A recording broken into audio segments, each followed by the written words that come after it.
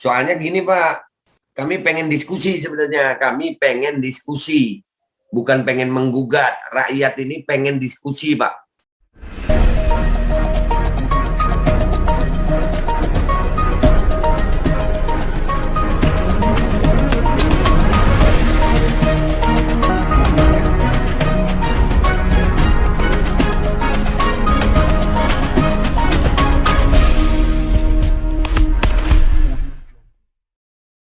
Assalamualaikum warahmatullahi wabarakatuh. Welcome back. Selamat datang lagi di channel Babe Aldo bersama gue Babe Aldo yang tetap santuy, tetap bakal sehat dan jangan lupa ngopi. Bismillahirrahmanirrahim.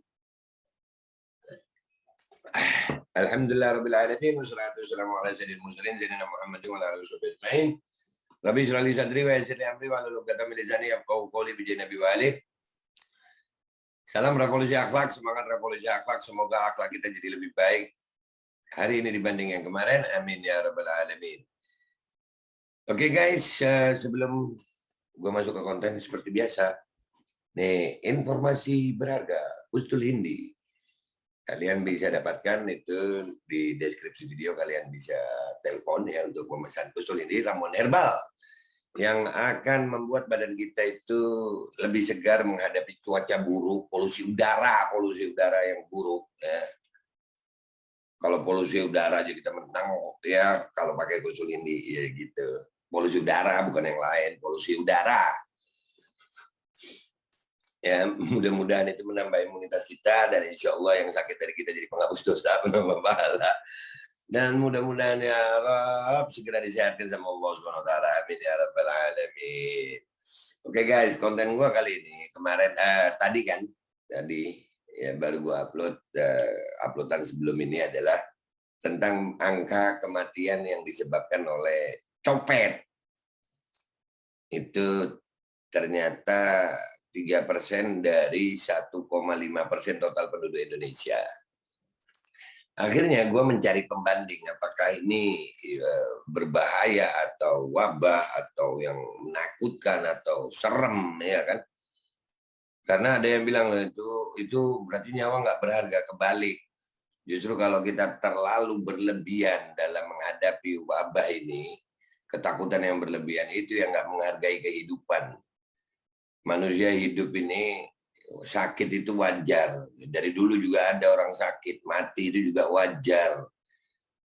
Dari dulu juga ada orang mati. Tapi yang jadi pertanyaan adalah kualitas hidup kita itu gimana? Selama kita hidup ini gimana kualitasnya? Kalau kita hidup dalam ketakutan seperti ini, rakyat makin susah begini, itu kualitas hidup jadi lebih baik emang. Kan adanya kebijakan-kebijakan itu kan untuk menjadikan kualitas hidup lebih baik ya Pak ya. Nah kalau kita kualitas hidupnya karena ketakutan jadi nggak lebih baik gimana dong? Nih, kita lihat aja dulu nih. Ada yang luar biasa yang mau gua sampein. Nih judulnya dari Kompas. Ya, ini dari Kompas. Judulnya itu angka kematian akibat penyakit tidak menular di Indonesia melonjak. Oke. Ini berita tanggal berapa nih? 23 April 2020. Ya, 2020 nih berita. April, awal-awal pandemi ya. Kompas.com, negara Indonesia disebut sedang mengalami transisi epidemiologi, pergeseran dari penyakit menular menjadi penyakit tidak menular. COVID menular kagak sih? Hal ini disampaikan oleh Kepala Seksi Penyakit Tidak Menular Kesehatan Jiwa dan Nafza, NAPZA itu ya, nggak tahu gue kepanjangannya apa. Dinas Kesehatan Provinsi DKI Jakarta, Dr. Endang Sriwahyuningsi MKM. Endang menuturkan bahwa pada tahun 1990-an penyakit menular masih menjadi faktor resiko tertinggi seseorang mengalami infeksi saluran pernapasan akut ISPA.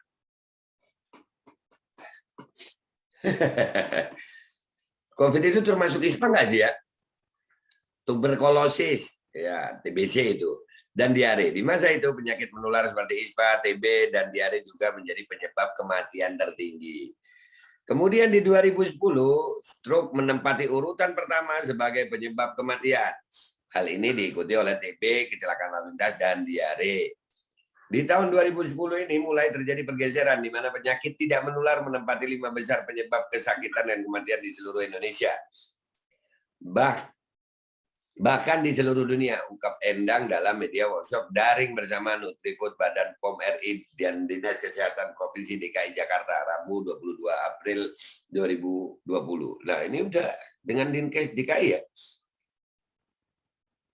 Nah, sejak tahun 2015, data dari Kementerian Kesehatan menunjukkan bahwa 4 penyakit teratas penyebab kecacatan, kesakitan, dan kematian adalah stroke, penyakit jantung, iskemik, kanker, dan diabetes mellitus.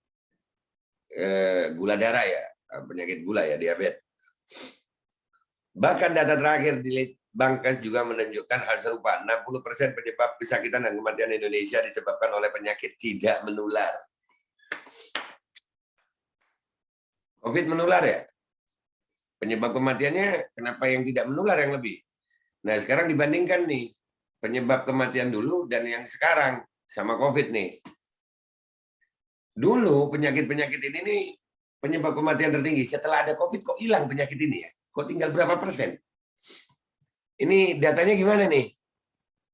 Kita berbicara by data ya, by data and fakta.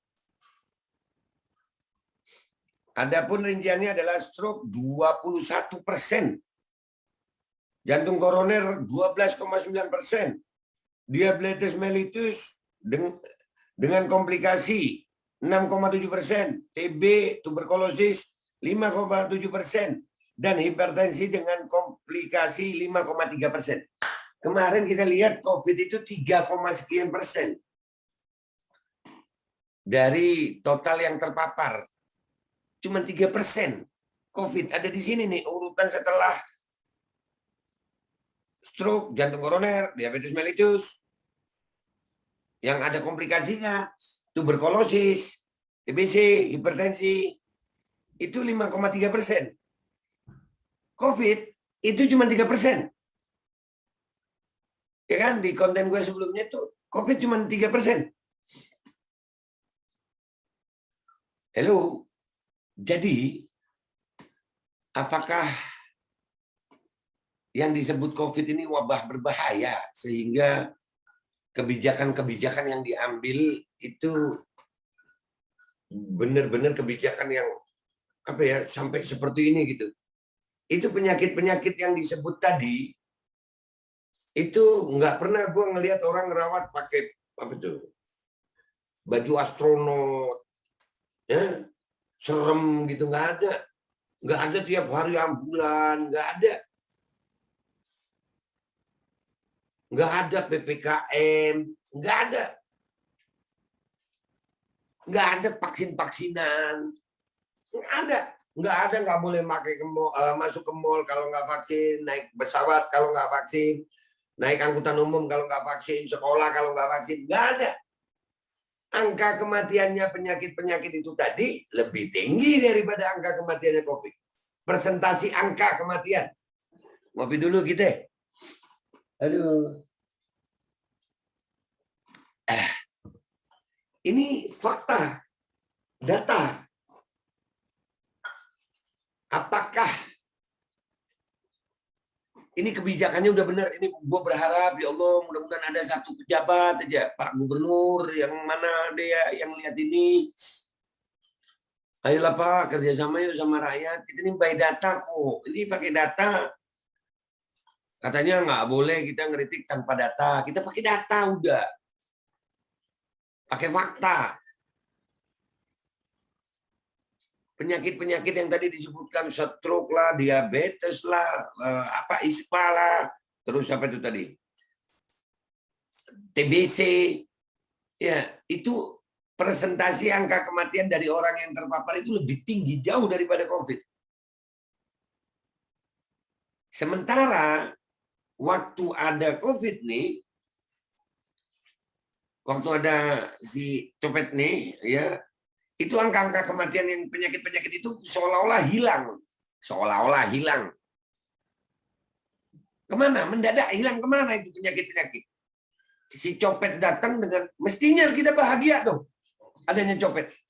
Kenapa? Angka kematiannya jadi lebih kecil dan penyebab kematian lain nggak ada. angka kematiannya jadi lebih kecil, penyebab kematian lainnya nggak ada. Tapi kenapa kebijakan-kebijakannya itu seolah-olah si copet ini serem amat gitu. Kenapa? Ayo dong Pak, gue berharap nih ya udahlah para pemimpin-pemimpin daerah yang punya hati nurani deh, tolong dong ya didiskusikan gitu. Ya kan, pemimpin daerah itu kan dipilih oleh rakyat juga ya, dipilih sama rakyat ya. Iya, kan ada otonomi daerah ya. Iya, tolong dong. Ngapain kita harus paksa-paksa divaksin sih? Iya kan, ngapain? Jadi, yang disebut wabah copet ini ternyata terpaparnya lebih sedikit, angka persentasi kematiannya kecil dibandingkan penyakit-penyakit yang ada tadi. Penyakit-penyakit yang ada tadi itu seolah-olah hilang di 2019, 2020, 2021 nih. Seolah-olah hilang, seolah-olah. Karena dikit-dikit kan dicopetin gitu. Jadi sekali lagi saya mohon banget para pejabat, ya mudah-mudahan ada yang punya hati nurani, hentikan Pak kebijakan-kebijakan yang seperti ini Pak. Ya Allah, rakyat bingung gitu, keadaan ekonomi makin susah, kerjaan makin susah, sekarang nongkrong aja susah di kota-kota khususnya di Jakarta. Mudah-mudahan ini didengar sama bapak-bapak pejabat. Ayolah Pak, please. Masa sih Pak? Ayolah rakyat bersatu yuk, rakyat bersatu yuk. Ya begini, rakyat bersatu yuk. Apa ya? Penyakit yang kayak tadi aja nggak ada vaksin-vaksinan ya. Ini vaksin yang sampai-sampai efikasi vaksin aja belum tahu kita ini berapa persen yang di lembaga independen Indonesia ya. Korban KIPI berapa banyak, dan ini semuanya nggak ada nih. Sampai sebegini parahnya, padahal wabahnya sendiri yang disebut copet nih nggak bahaya kok, nggak bahaya no, buktinya semuanya by data. Udah gitu aja, share aja video ini, makin banyak ya di share deh. Dan kalian yang kritik juga, ayo rakyat bersatu, kita akan mencoba menggugat kebijakan semua pemimpin daerah, pemimpin daerah, pemimpin menteri kah, apa yang kebijakannya kami rasa salah akibat. Soalnya gini Pak, kami pengen diskusi sebenarnya, kami pengen diskusi, bukan pengen menggugat. Rakyat ini pengen diskusi, Pak. Sekali lagi, rakyat ini pengen diskusi, bukan pengen menggugat. Tapi kalau diajak diskusi, kami nggak pernah diundang, dipanggil untuk mendiskusikannya. Akhirnya kami menggugat, Pak. Jadi kan kesannya nggak enak ya. Padahal pengennya diskusi, Pak, diskusi. Kita pengen diskusi, Pak. Dah itu aja dari gue minta maaf kalau ada salah ya Pak ya. Wabillahi taufiq wal hidayah wa Assalamualaikum warahmatullahi wabarakatuh. Diskusi Pak, yuk diskusi yuk, diskusi.